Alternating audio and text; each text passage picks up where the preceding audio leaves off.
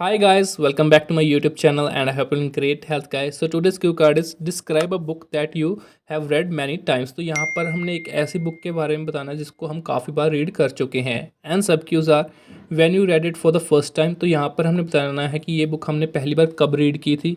Next is what kind of book it is. तो यहाँ पर हमें बताना है कि किस टाइप की बुक है। Next is what the book is about. तो यहाँ पर हमें बताना है कि बुक में क्या है।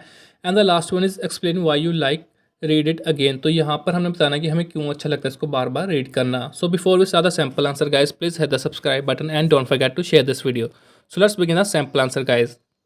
Although I have read numerous books in my life, one of them I read regularly and hence it is worth mentioning। तो यहाँ पर हमने बताया कि वैसे मैंने काफ़ी बुक्स अपनी लाइफ में पढ़ी है पर उनमें से एक ऐसी बुक है जिसको मैं रेगुलरली पढ़ता हूँ और उसके बारे में यहाँ पर मैं आपसे बात करना चाहता हूँ।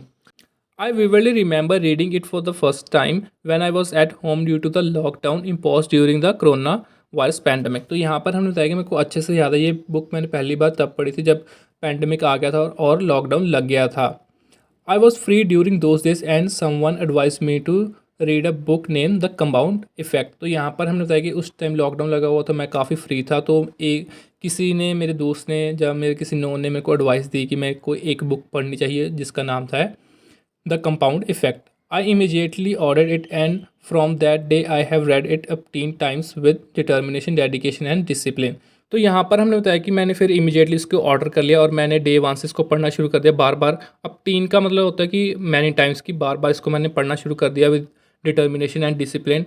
It is a self improvement book. It is about the concept of compounding in our life. तो यहाँ पर हमने बताया कि एक सेल्फ इम्प्रूवमेंट बुक है कि इसमें बताया कि हम अपने आप को बेटर कैसे कर सकते हैं, इम्प्रूव कैसे कर सकते हैं।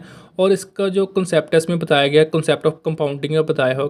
कंसेप्ट ऑफ कंपाउंडिंग होता है कि कैसे हम छोटी छोटी चीज़ों से अपने छोटे छोटे एक्शन से या हैबिट से ज़्यादा सक्सेस पा सकते हैं लाइफ में। As the famous scientist Albert Einstein the compounding of efforts is the eighth wonder of the world. तो यहाँ पर हमने बताया कि जो बहुत ज़्यादा फेमस साइंटिस्ट है जिसके बारे में सबको पता है एल्बर्ट आइंस्टाइन का, उनका भी यही मानना था कि जो कंपाउंडिंग इफेक्ट होता है वो एक हमारी लाइफ में क्या है एथ वंडर ऑफ वर्ल्ड है हमारे लिए। As per the book success comes with regular efforts. तो यहाँ पर हमने बताया कि बुक में भी यही बताया कि जो सक्सेस है हमारी रेगुलर एफर्ट्स से ही आती है। If we start a job and business, we have to do our task with grit every day and in the beginning we experience little change in ourselves। तो यहाँ पर हमने बताया कि जब भी हम कोई जॉब शुरू करते हैं, जब बिज़नेस रन करते हैं या शुरू करते हैं उसको, तो शुरू में हमें हर एक दिन क्या अपने जो भी टास्क होते हैं उसको ग्रिट के साथ करना चाहिए। ग्रिट मीन्स कि पूरी डिटर्मिनेशन या करेज के साथ उसको करना चाहिए। और शुरुआत में क्या होता है कि जब भी हम कोई जॉब करते हैं या बिज़नेस करते हैं तो थोड़े एक्सपीरियंस हम चेंजेस करते हैं हमारी लाइफ में, हमें थोड़े चेंजेस आते हैं। However, our consistency pays off in the long run and we lead our lives towards an impressive growth trajectory। तो यहाँ पर हमें बताया कि जब हम कंसिस्टेंट रहते हैं और हमारी मेहनत रंग लाती है लॉन्ग रन में, मतलब लॉन्ग टाइम में, और उससे क्या होता है कि हमारा जो करियर उसकी भी ग्रोथ होती है, हमारी लाइफ और अच्छी हो जाती है। Sachin Tendulkar is a prime example of how the compounding of retrofits brings a paradigm shift in our life. तो यहाँ पर हमने बताया कि जो सचिन तेंदुलकर है वो इसका सबसे बड़ा या सबसे प्राइम एग्जाम्पल है कंपाउंडिंग इफेक्ट का। He started going to the cricket stadium at the age of 10। तो यहाँ पर हमने बताया कि उन्होंने क्रिकेट स्टेडियम जाना शुरू कर दिया था एट द एज ऑफ 10।